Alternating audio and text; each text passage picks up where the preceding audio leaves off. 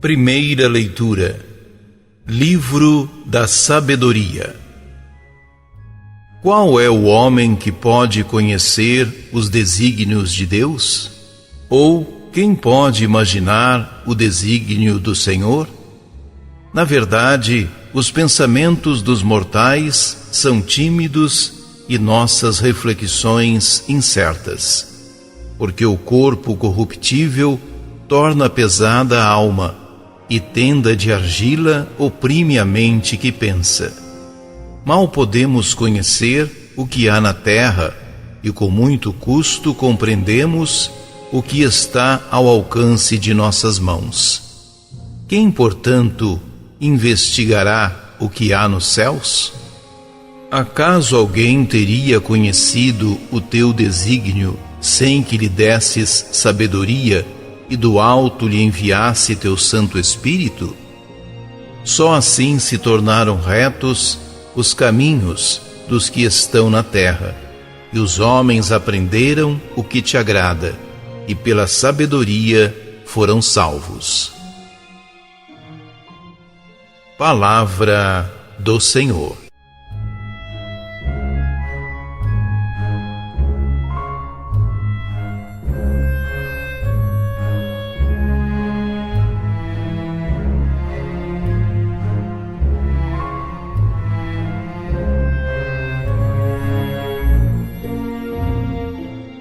O livro da sabedoria foi elaborado em um período no qual o povo de Israel estava sob domínio dos gregos e imersos nessa cultura, que valorizava o conhecimento cognitivo e a ciência das coisas.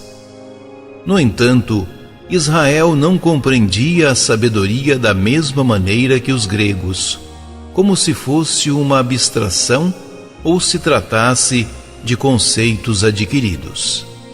Para o povo bíblico, ela se caracterizava pelo aspecto prático e consistia em agir bem e para o bem. O trecho da leitura da liturgia apresenta uma parte da prece atribuída a Salomão, que pede o dom da sabedoria. Trata-se de uma releitura de 1 Reis 3, 6-9. O autor reconhece que os planos de Deus são insondáveis, mas o ser humano deve aspirar a compreender esse mistério para melhor viver. A oração se inicia retratando o limite humano. Nem com toda a inteligência ou com todo o conhecimento, o ser humano se equipara ao conhecimento de Deus, como queriam alguns contemporâneos do autor. O esforço humano por querer saber de todas as coisas é válido, porém, convém reconhecer que há muito mais o que não se sabe do que o que realmente se compreende. A realidade ultrapassa nossas possibilidades de conhecimento. Na segunda parte, o autor reconhece que, com muito esforço, a pessoa pode conhecer as coisas terrenas e que estão ao alcance humano. Todavia, só com o Espírito Santo, a sabedoria dada por Deus às pessoas, será possível aprender as coisas divinas, aproximar-se do mistério e caminhar conforme os desígnios de Deus, algo mais sublime para o ser humano do que possuir um acúmulo de informações. A súplica de outrora continua válida também para nossos tempos. Muitas pessoas, com seus projetos ambiciosos e com a ganância de ter sempre mais, ignoram os limites de criatura e se iludem, sentindo-se oniscientes.